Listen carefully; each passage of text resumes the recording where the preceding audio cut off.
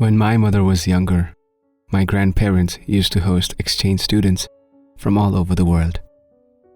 My mother is the youngest sibling of 4. My grandma gave birth to her 7 years after the last boy, making her a lot younger than the rest. Being the only girl, she was Daddy's little girl. She was spoiled rotten by both her brothers and her father, but because of the year gap, she was also kept home a lot and not allowed as much as her brothers. Every summer a new exchange student came, and my mother was usually left behind at home when her other siblings took the exchange students to show the town. I have no idea how many exchange students they've had through the years, but in the summer of 1990, a Danish gentleman moved into the house. This Dane, let's call him G, was a good Christian, well-behaved, and was sent to the US as a part of his law studies. At the time of his exchange, he was 21. He was from a rather wealthy family who apparently were all lawyers or jurists as far as I've been told. At that time, my mother was 17, the only child still living at home. She was still going to school, studying, going out with her friends, and doing whatever a girl that age was doing. Even though G was a law student, he was humble and always helped out a lot at my grandparents' home. My mother also helped out my grandmother a lot with housework, which allowed her to get to know G well. My grandmother told me she always suspected my mother of fancying with him from the very beginning, when this one time, my mom out of a sudden offered to clean the entire first floor, which is where G resided at the time. As time went by, my mother and G became closer and closer, and eventually developed a romantic relationship with each other. They were very close and spent all of their time off from their studies together.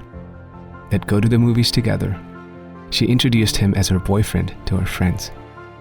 And life was a fairy tale for G and my mom. They would spend every single evening together. And once the house had gone to rest, my mom would sneak into his room to spend even more time with him. Soon my grandparents discovered the relationship and its serious character. At first, they weren't too keen on the fact that my mother was falling for an exchange student, as they were well aware he'd be leaving them soon. But G was a good man from a good family. He was able to provide for his future family, had good Christian values, and was seemingly full of love for their daughter. So when he asked for the daughter's hand in marriage, they happily agreed. After 8 months of knowing each other, G proposed to my mother, and she accepted.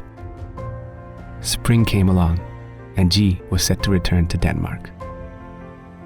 A few days before his departure, my mother fell ill with an apparent food poisoning, and he took a good care of her. They spent their last days together in her bed, talking about their future together, and planning every single detail of their beautiful future together. G would go back to Denmark to finish his exams and break the news to his parents that he was engaged to my mother.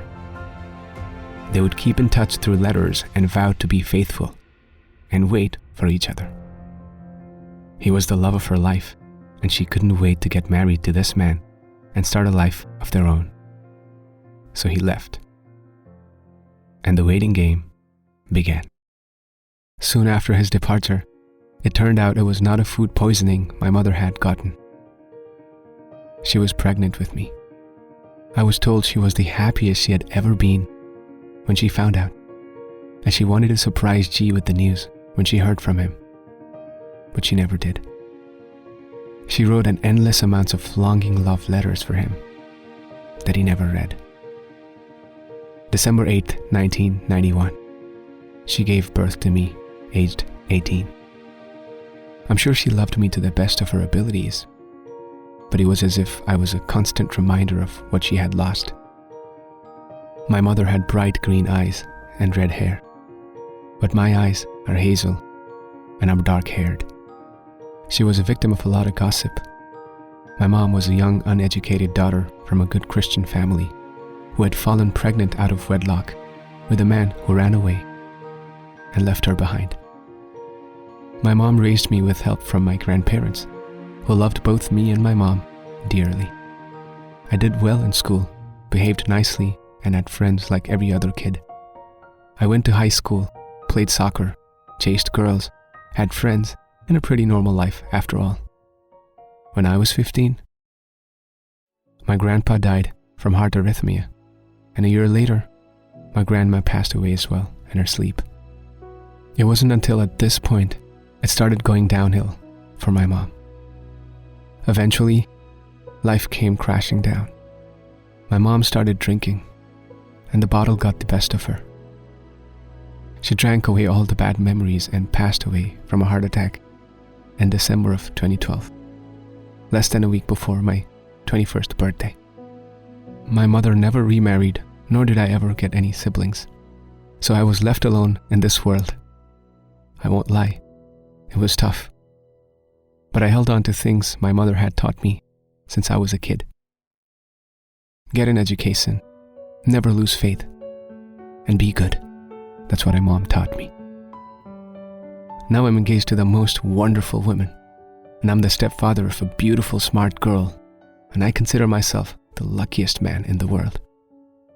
I thank God each and every day for bringing them into my life, and for giving me their strength to carry on. But to this day, I have no idea whether G knows about my existence. I have no clue what happened to him, if he was a dickhead taking advantage of a young girl, if he ever made it back to Denmark, or if his parents didn't approve of his decision.